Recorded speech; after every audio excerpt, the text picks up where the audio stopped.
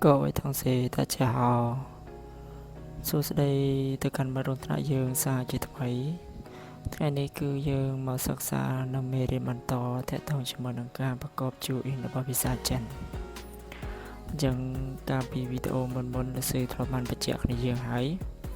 មុននឹងចូលទៅដល់ការរៀននៅភាសាចិននេះគឺយើងត្រូវច្បាស់នៅមូលដ្ឋានគ្រឹះរបស់វាជាមុនសិនអញ្ចឹងមុននឹងយើងប្រកបនៅ pinyin ឬក៏ join នេះឲ្យត្រូវសំខាន់គឺមូលដ្ឋានគ្រឹះរបស់វាបើសិនជាយើងចាប់មូលដ្ឋានគ្រឹះនេះបាន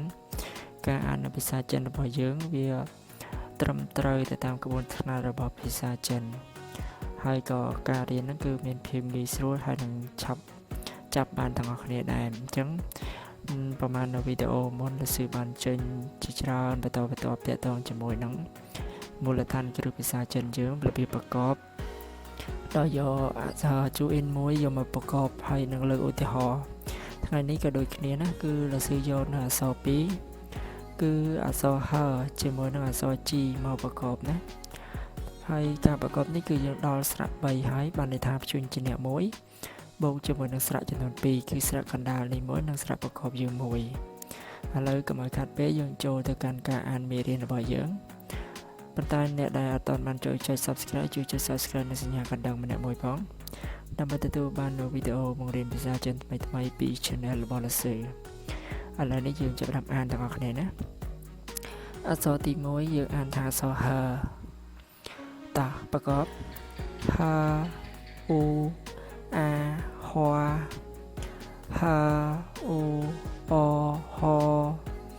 h u ai hoài h u e huay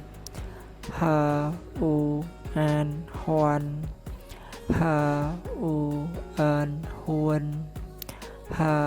u an hoang h u on hong ម្ដងទៀតណា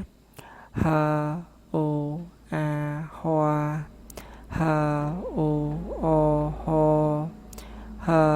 u ai hoài h u e huay h u an hoan h u an huan h u an hoang h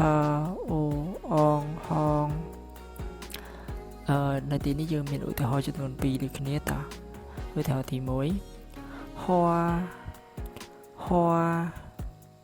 hoa h u a hoa hoa សំឡេងទី1ណា hoa បកថាផ្កាទី2会议室会议室会议室 h u e 会អានសង្កត់ណាសំឡេងទី4 e e 是是会议室会议室会议室បកថាបន្ទប់ប្រជុំតោះទី2អក្សរទី2គឺអក្សរ G G G E A Gia G E Ye Chê G E Ao Chiao G E O Chiêu G E An Chiên G E An Chin G E An Chiang G E On Chin G U Ye Chue G U An Chuyên G U An Chuyên G U On Chong អញ្ចឹងកន្លែងនេះគឺអក្សរ G បូកនឹងស្រៈ E កណ្ដាលនេះ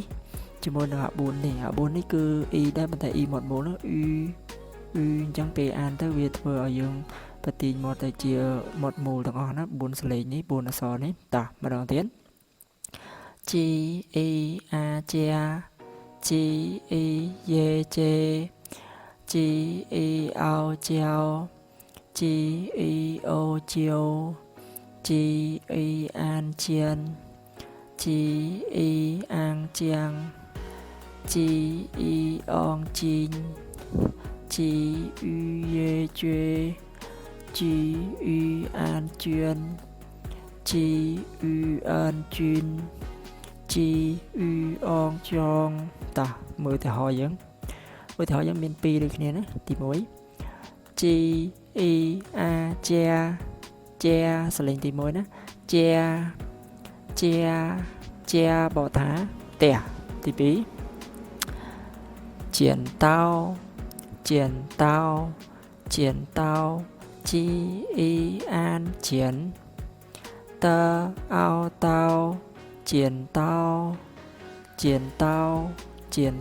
បកថាកន្ត្រៃ剪刀ពាក្យតោនេះណាតោនេះយើងអាចដាក់ជាមួយឈឺទៀតតោជឺបកថាកំបិតកន្លែងនេះគេដាក់ជៀនតោជៀនសលេងទី3ណាជៀនតោបកថាកន្ត្រៃអញ្ចឹងនៅវីដេអូមេរៀនត្រឹមនេះយើងសូមបញ្ចប់តែត្រឹមនេះចុះសង្ឃឹមថាគ្នាយើងនឹងអាចតាមទាន់ទាំងអស់គ្នាជួបគ្នានៅវីដេអូក្រោយសម្រាប់អ្នកដែលជួយចុច Subscribe និងសញ្ញាកណ្ដឹងក្នុងការអាននៅមេរៀននេះគឺយើងនឹងអាចទទួលបាននៅមេរៀនថ្មីៗនៅពេលដែលលើកសៀវភៅអញ្ចឹងអរគុណច្រើនគ្នាយើងសម្រាប់ការតាមដានជម្រាបលា